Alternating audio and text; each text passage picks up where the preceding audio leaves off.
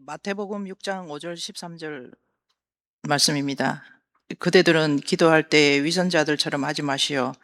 그들은 사람들에게 보이려고 회당과 큰 길 모퉁이에 서서 기도하기를 좋아합니다. 내가 진정으로 그들에게 말합니다. 그들은 자기네 상을 이미 다 받았습니다. 그대는 기도할 때에 골방에 들어가 문을 닫고서 숨어서 계시는 그대 아버지께 기도하시오. 그리하면 숨어서 보시는 그대의 아버지께서 그대에게 갚아주실 것입니다. 그대들은 기도할 때에 이방 사람들처럼 빈말을 되풀이하지 마시오. 그들은 말을 많이 하여야만 들어주시는 줄로 생각합니다. 그러므로 그들을 본받지 마시오. 하나님 그대들 아버지께서는 그대들이 구하기 전에 그대들에게 필요한 것이 무엇인지를 알고 계십니다. 그러므로 그대들은 이렇게 기도하시오. 하늘에 계신 우리 아버지, 그 이름을 거룩하게 하여 주시며 그 나라를 오게 하여 주시며 그 뜻을 하늘에서 이루신 같이 땅에서도 이루어 주십시오. 오늘 우리에게 필요한 양식을 내려주시고 우리가 우리에게 죄 지은 사람을 용서하여 준 것 같이 우리의 죄를 용서하여 주시고 우리를 시험에 들지 않게 하시고 악에서 구하여 주십시오. 나라와 권세와 영광은 영원히 아버지의 것입니다. 아멘.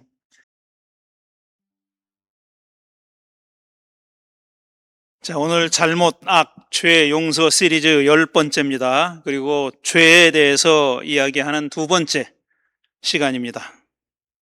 지난번에 제가 강론을 마무리하면서 아인슈타인 천재, 인류 역사상 가장 머리가 좋다는, 그러나 머리가 좋기만 한 건 아니라고 말씀드렸죠. 그 아인슈타인의 말을 인용했습니다. 우리가 문제를 초래하는 데 사용한 사고방식으로 우리 문제를 해결할 수는 없다. 우리가 우리 문제를 초래하는 데 사용한 사고방식으로는 우리 문제를 해결할 수 없다. 이 말을 줄이면은 발상의 전환이라고 얘기할 수 있겠죠. 발상의 전환. 우리가 많이 하는 말입니다. 발상을 전환해야 된다. 발상의 전환이라는 말을 많이 하는데 이 발상의 전환이라는 것은 밑도 끝도 없이 할 수 있는 게 아니라 지금 우리가 갖고 있는 문제가 우리가 지금 해결하려고 하는 문제가 어떤 사고방식에서 초래됐는지를 잘 따져보는 게 첫 번째입니다. 우리가 갖고 있는 문제가 있으니까 이 문제를 해결하려고 발상의 전환을 하는 거잖아요. 그러려면 발상의 전환이 이루어지려면 우리가 지금 갖고 있는 문제를 어떤 사고방식이 만들어냈느냐, 어떤 식으로 사고해서 이 문제가 생겨났느냐 하는 것을 정확하게 진단한 다음에 그걸 바꿀 수가 있는 겁니다. 그때서야 그걸 바꿀 수가 있는 거죠. 그리고 지난 주일에 제가 죄의식 혹은 죄책감에 대해서 얘기를 했습니다. 죄의식이라는 말로 통일할게요. 죄의식은 뭐냐 하면 첫째로 자기가 저지른 잘못을 인식하는 겁니다. 단어에 그게 포함되어 있는 거죠. 죄의식이니까 죄를 의식하는 거예요. 내가 무슨 잘못을 했다, 무슨 죄를 저질렀다라는 것을 인식해야 됩니다. 그게 첫 번째고, 근데 거기서 끝나면 안 돼요. 아, 내가 무슨 잘못을 저질렀구나. 그러네. 내가 잘못했네. 여기서 끝나면 되는 게 아니라 그 다음에 두 번째 단계가 그 잘못에 대해서 스스로 책임을 져야 한다는 인식을 해야 돼요. 아, 이거 내 잘못이구나. 잘못을 했네. 그 잘못이라는 게 내가 만들어낸 거로구나. 내가 책임을 져야 하는 것이로구나 하는 인식을 갖게 되는 게 두 번째 단계고, 세 번째 단계는 내가 저지른 잘못이 낳은 결과를 어떻게든지 내가 해결해야 되겠구나 라는 인식까지 도달해야 그게 죄의식을 갖는 겁니다. 잘못했네. 내 잘못이네. 내가 해결해야 되겠네. 이게 죄의식이에요. 여기까지가 죄의식입니다. 그런데 그럼 이 죄의식이라는 게 어떻게 생기느냐? 어떻게 해서 죄의식이 생기느냐 하면은 적어도 우리 기독교에서는 이렇게 얘기합니다. 죄의식이 생기려면은, 죄의식을 가지려면은 두 곳을 바라봐야 돼요. 두 개의 시선을 가질 때 비로소 죄의식을 가질 수가 있습니다. 우리 그리스도교에서 하는 얘기예요. 하나의 시선은 어디를 향해야 되느냐 하면은 내가 저지른 죄, 내가 저지른 잘못 때문에 고통을 당하고 피해를 입은 상대방을 바라봐야 됩니다. 그게 개인일 수도 있고 집단일 수도 있고 전체 사회일 수도 있고, 어쨌든 내가 저지른 잘못 때문에 이 사람이 혹은 이 사람들이 지금 고통당하고 있다는 것을 알아야 돼요. 그쪽을 바라봐야 죄의식이 생기는 겁니다. 그걸 외면하면은 죄의식이 생기지가 않죠. 죄의식이 만들어지질 않습니다. 그리고 내가 저지른 잘못 때문에 고통스러워하는 사람들의 아픔에 공감해야 되는 거예요. 그래야 죄의식이 생기는 거예요. 그게 하나의 시선이고, 또 다른 시선은 우리가 그리스도 교인이기 때문에 하나님을 향한 시선, 이겁니다.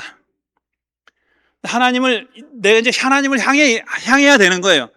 한쪽 방향으로는 내가 저지른 잘못 때문에 고통당하는 사람을 바라봐야 되고, 또 다른 한편으로는 하나님을 바라보는데, 하나님을 바라보는 시선은 뭘 발견하냐면은 하나님이 나를 향해 계시다는 것을 보는 겁니다. 하나님이 먼 산 보고 있는 게 아니라 나를 향해 있다, 일단. 나를 향해 있다. 그래서 악이라는 것은, 제가 잘못, 악, 죄, 용서 이렇게 나가잖아요. 그러니까 잘못과 악이라는 것은, 그러니까 절대자 신이 인격체로 여겨지지 않아도 존재한다는 걸 알고 있어요. 뭐라고 더 쉽게 말할 수가 없어서 이렇게밖에 말 못하는데, 옛날에 우리 어머니께서 늘 하셨던 말씀, 내가 교회 다니기 전에도 어떤 큰 분이 나를 계속 돌봐주고 계신, 나를 바라보고 계신다는 것을 느끼며 살아왔다 라는 말씀을 하셨다 그랬잖아요.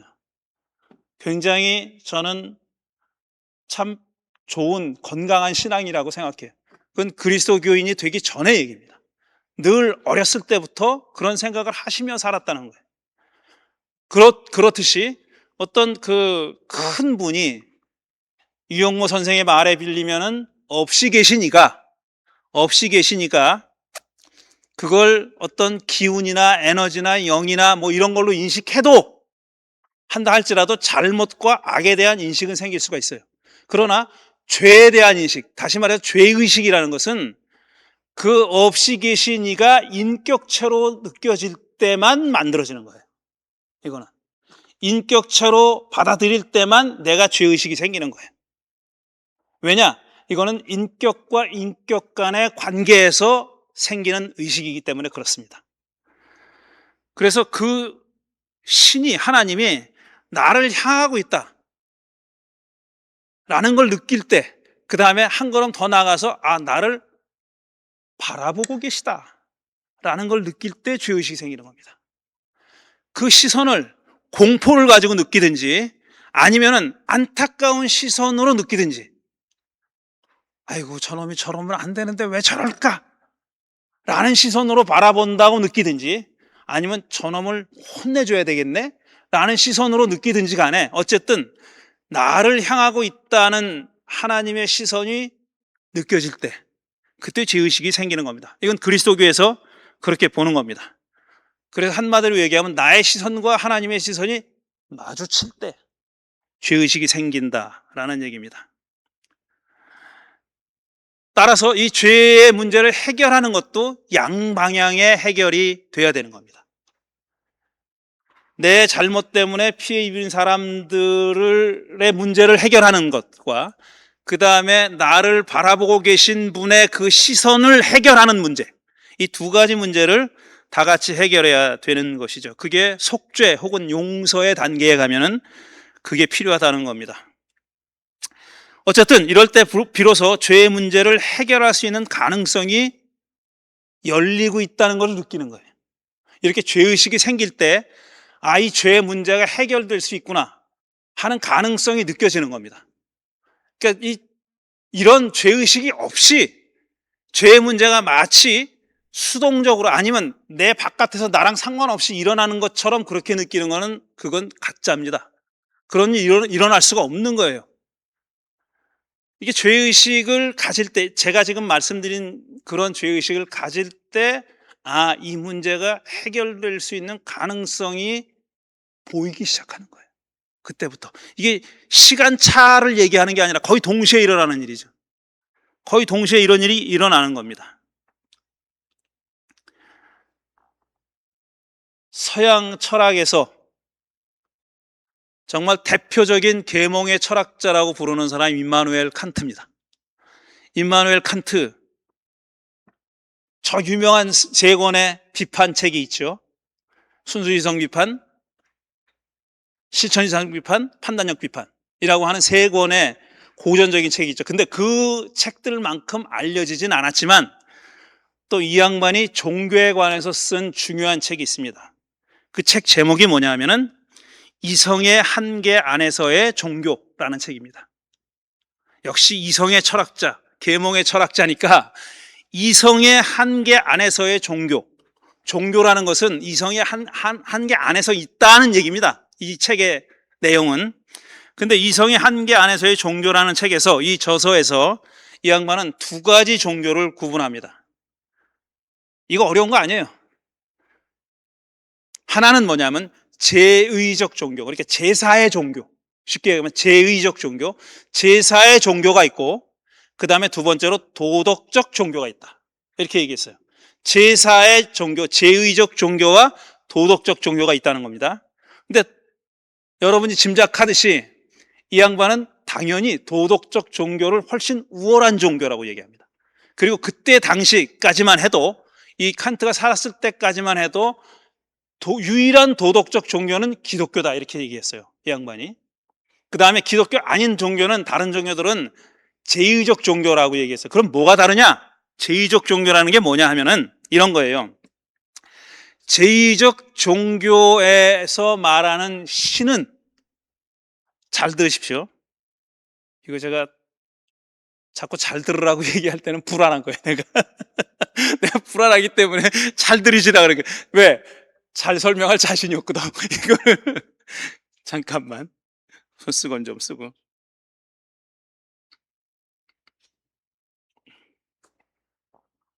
자, 제의적 종교의 신은 어떤 신이냐 하면은 인간이 지금 현 상태보다 더 선하게 되기를 원하지 않는다는 거예요.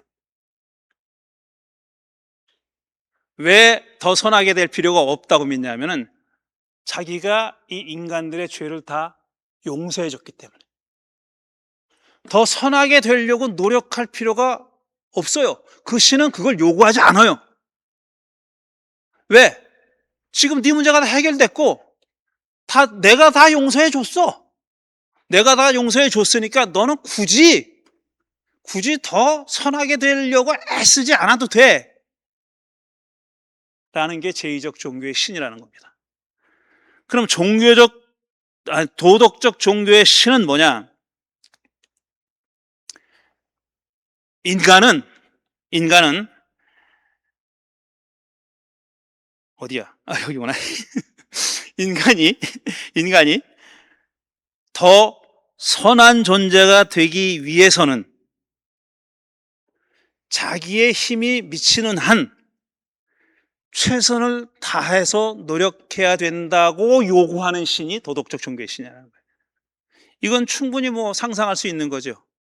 인간은 지금보다 더 선한 존재가 될 수 있어요. 그리고 이 도덕적 종교의 신은 그걸 요구합니다. 근데 제의적 종교의 신은 그걸 요구하지 않는다는 거예요. 내가 다 용서해 줬으니까 넌 더 이상 그냥 그대로 만족해. 더 이상 선한 인간이 되려고 애쓸 필요가 없어라는 거고, 그 다음에 도덕적 종교의 신은 내가 그렇게 하나님의 은총을 받았지만, 기독교식으로 얘기하면 하나님의 은총을 받았지만 내가 더 나은 사람이 되기 위해서 내가 힘이 미치는 한 최선의 노력을 다할 것을 요구한다는 겁니다. 그 도덕적 종교의 신은 그렇게 요구한다는 거예요. 그러니까 다시 다른 말로 풀이하면 이런 거예요.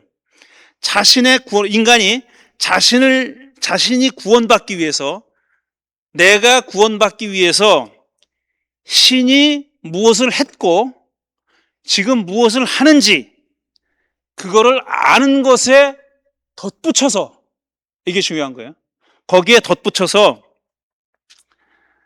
내가 구원을 받기에 합당한 사람이 되기 위해서 내가 뭘 해야 되는지를 고민하는 그런 종교라는 겁니다. 스스로 뭘 해야 되나? 이거 되게 어려운 말인 것 같은데 칸트가 했기 때문에 어려운 말인 거예요. 그러니까 쉽게 얘기하면 내가 구원을 받았어. 하나님의 은혜로 구원을 받았어. 예수를 믿고 구원을 받았어.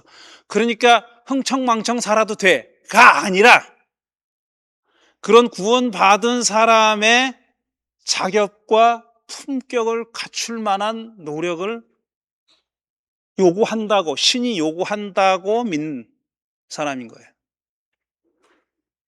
이걸 뭐 이렇게 어렵게 얘기해가지고 나로 하여금 이렇게 설명을 어렵게 만드나? 교회 가면은 사람이 행위로 구원받는가 아니면 믿음으로 구원받는가 라는 질문은 오랫동안 해옵니다. 우리 교회에서의 정답은 당연히 행위가 아니라 믿음이다. 이게 정답이에요. 그런데 이 질문은 사실 옛날부터 있던 질문입니다. 신약 성경에도 나오는 질문이에요. 그러나 신약 성경의 질문을 교회가 그동안 상당히 오해해서 either or로 만든 거예요. 믿음이냐 행위냐 둘 중에 하나, 양자택일이라고 만든 거예요. 그러나 신약 성경을 잘 읽어보면은 이 믿음과 행위는 양자택일이 아닙니다. 양자택일이 아니에요. 일단 바울을 얘기하는데 바울이 갈라디아서나 로마서에서 사람은 행위로 구원받는 게 아니라 믿음으로 구원받는다라고 주장했다고 얘기합니다. 그러나 그 말 틀린 말이에요. 바울이 한 얘기는 뭐냐면 사람은 율법을 지킴으로써 구원을 받는 게 아니라 믿음으로써 구원을 받는다라고 얘기한 거예요. 행위 일반을 얘기한 게 아닙니다. 율법을 지킴으로써 구원을 받는다 라는 오해를 불식한 거예요. 그게 아니다. 이건 유대인을 향한 겁니다. 유대인을 향해서 너희들이 하나님이 너희들을 구원하는 것은 율법을 잘 지켰기 때문이 아니야. 그게 아니야. 약속에 대한 믿음 때문이야. 그리고 예수를 도외시하는, 예수를 안 믿는 유대인들을 향해서는 뭐라 그러냐면 그 약속은 아브라함에게 주어진 약속이야. 이렇게 얘기합니다. 이게 바울의 얘기예요. 아브라함에게 주어진 약속에 대한 신뢰, 믿음, 이것이 너희들을 선민으로 만든 거지 너희들이 율법을 다 지켜서 선민이 된 게 아니라니까 라고 얘기하는 게 바울입니다. 그러니까 바울도 행위냐 믿음이냐의 이분법을 얘기한 게 아니에요. 또 게다가 야고보서를 얘기하면서 사람들은 야고보서는 뭐라 그랬냐면 행함이 없는 믿음은 죽은 믿음이다 그랬어요. 행함이 없는 믿음은 죽은 믿음이다. 그거는 뭐냐면은 믿음은 믿음인데 행하지 않는 믿음이 죽은 믿음이라는 거예요. 행함이냐 믿음이냐를 양자택일하라는 게 아닙니다. 원래 야고보서의 저자가 보기에는 믿음이라는 거는 그 안에 행함이라는 게 행위가 포함되어 있는 거예요. 근데 사람들이 뭐라고 오해하냐면 이걸 양자택일로 오해한다는 거예요.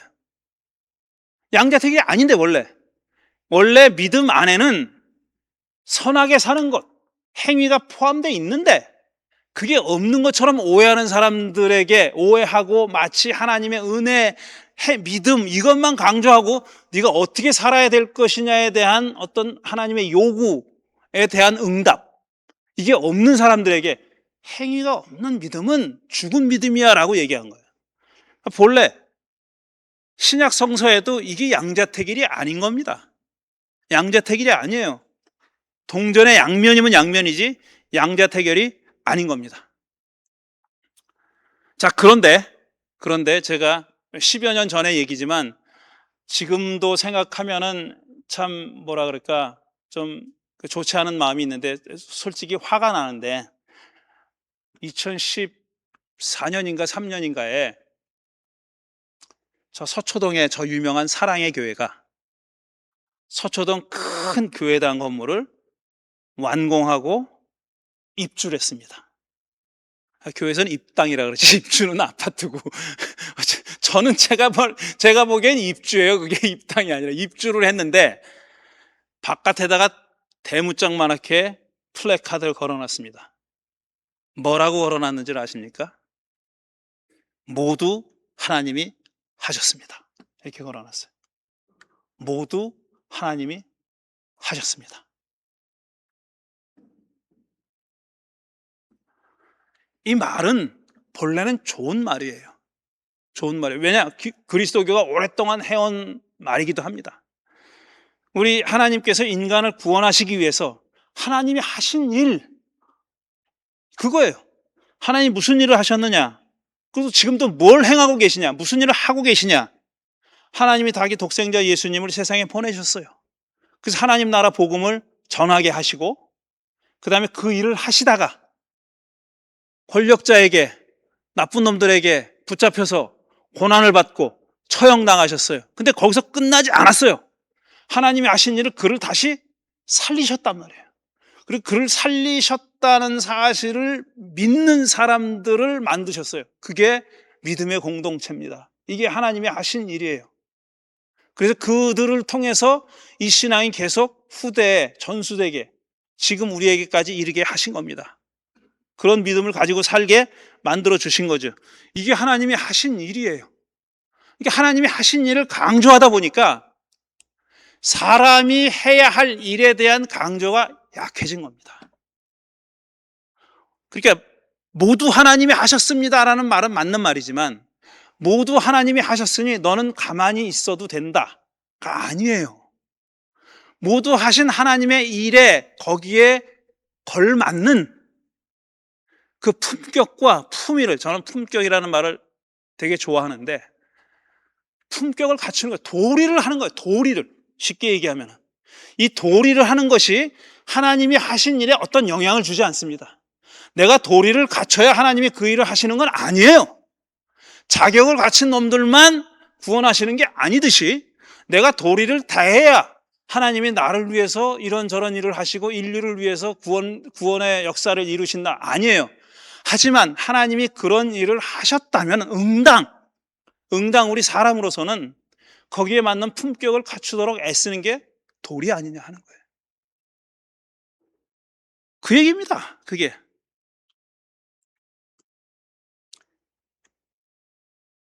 이게 이렇게도 어렵나? 그러니까 기독교인이 공짜를 좋아한다는 게 이 교리에서 나오는 거예요. 하나님이 다 하셨으니까 너는 그냥 가서 그냥 거저 먹으면 돼 라고 오랫동안 얘기한 겁니다. 그러니까 구원만 거저 먹으려는 게 아니라 다른 것도 다 거저 먹으려고 그러는 거예요. 모두 하나님이 하셨으니까 법을 어겨서 지하철 입구를 어떻게 만들든지 상관이 없는 거야. 자기가 다 편하면은 자기에게 이득이 되면 다 그게 하나님이 하신 일이고 교회 이득이 되니까 하나님이 하신 일이고 이렇게 되는 거예요.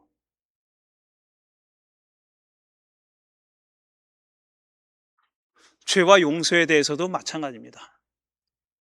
죄와 용서에 대해서도 마찬가지. 비슷한 오해를 하고 있습니다. 자, 첫째로 죄의 용서는 하나님만이 하실 수 있는 일이다. 이거 큰 착각이에요.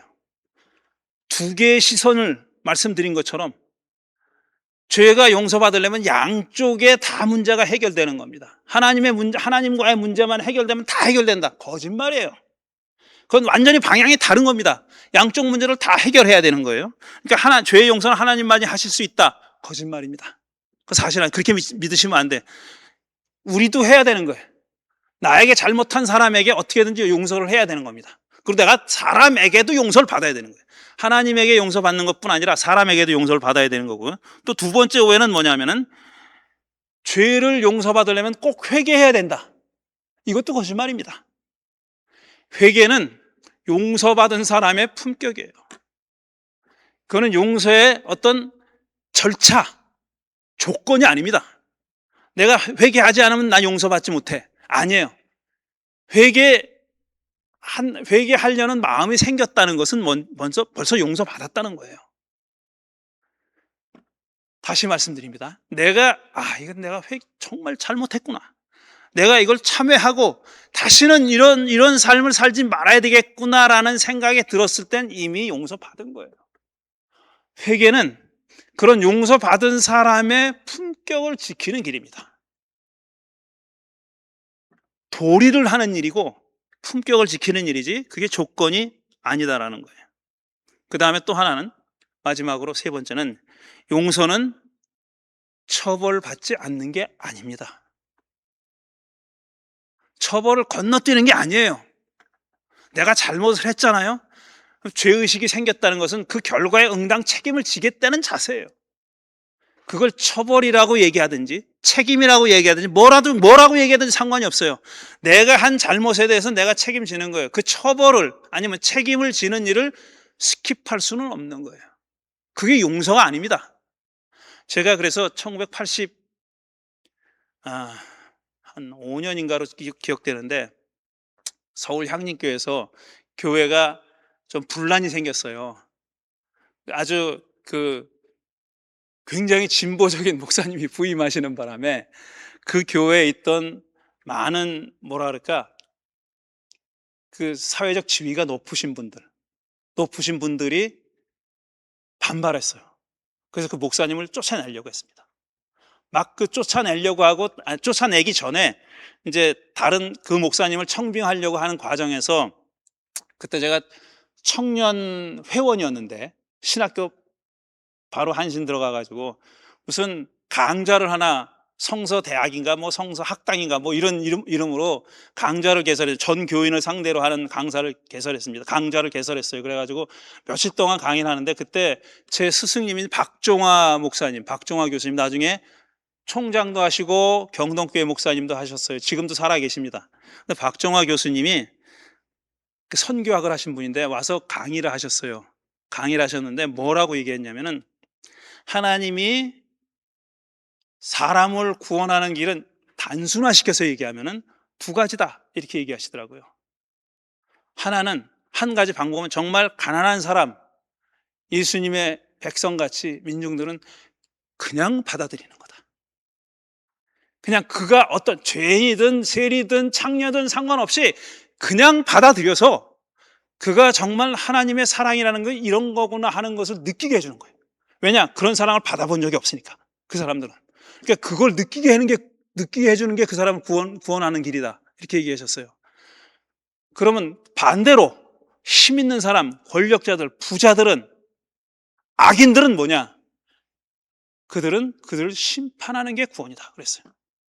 저는 엄청 충격을 받아서 지금 수십 년이 지나도 그 말을 기억하고 있는 거예요. 저는 구원이 심판 안 받는 건 줄 알았어요. 심판 안 받고 받는 게 구원이 돼. 아니, 심판 받으려면 그거 뭐 구원이 무슨 의미가 있어, 이렇게 생각했어요. 근데 그분은 그들에게는 심판이 구원이다 그러는 거예요. 심판이 구원입니다. 처벌이 구원이에요. 처벌을 받음으로써 내가 어떤 삶을 살았는지, 이래서는 안 되겠구나 하는 것을 느낄 때 그게 구원이 되는 거예요. 처벌을 받으면서 에이, 재수없이 나만 걸렸네, 이러면 구원이 안 되죠, 절대로. 처벌을 받으면서, 고통을 겪으면서, 나 때문에 이 이상의 고통을 받은 사람이 있구나라는 걸 느끼고 자기의 삶을 완전히 메타노이할 때, 유턴할 때, 그때 구원이 이루어진다라고 하시더라고요. 그겁니다. 그러니까 구원은 처벌을 건너뛰는 게 아니고, 회개는 그 처벌을 건너뛰는 수단이 아닙니다. 다시 말씀드리지만 회개는 용서받은 사람의 품격이에요. 조건이 아닙니다. 조건이 아니에요. 오늘 주기도문을 읽고 한 글자도 못 들어갔는데 그래도 한 글자는 얘기는 해야 되겠죠. 화면 올려주세요. 11절부터 13절 앞부분까지입니다.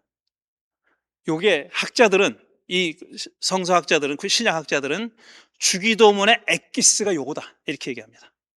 주기도문의 엑기스가 이거다라고 증명해내는 방법은 굉장히 여러 가지예요. 근데 그건 전문가들더러 하라 그러고, 우리는 이게 엑기스라는 걸 알면 되는 거예요. 11절부터 13절 앞에까지가 엑기스입니다. 그 앞에 거는 거의 송영이거나 그러니까 노래, 찬양이거나 뭐 이런 거예요.